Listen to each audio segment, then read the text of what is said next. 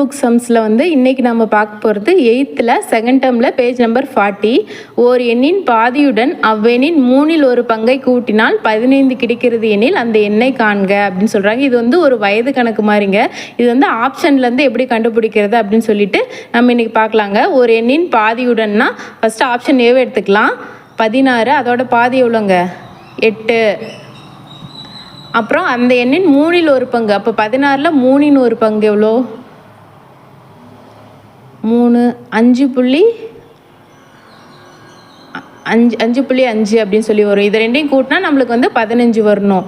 இது வந்து புள்ளியில் வந்துருக்கு, அதனால கண்டிப்பாக இது நம்மளுக்கு வராது. ஆப்ஷன் ஏ வந்து தவறானது. அடுத்தது வந்து ஆப்ஷன் பி 17 கொடுத்துருக்காங்க. அதிலோட பாதி எவ்வளோ?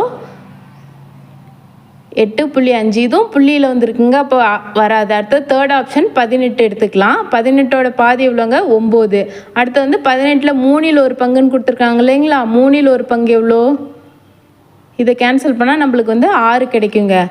அடுத்து வந்து இது ரெண்டையும் கூட்டினா 15 வரணுங்கிறாங்க. 9ஐயும் 6ஐயும் கூட்டினா 15 கரெக்டாக வருதுங்க. கொஷின்லேயும் 15 தான் கொடுத்துருக்காங்க. அப்போ வந்து ஆப்ஷன் சி வந்து கரெக்டான ஆப்ஷன். இப்படி தாங்க ஆப்ஷன்லேருந்து கரெக்டாக கண்டுபிடிச்சிக்கணும்.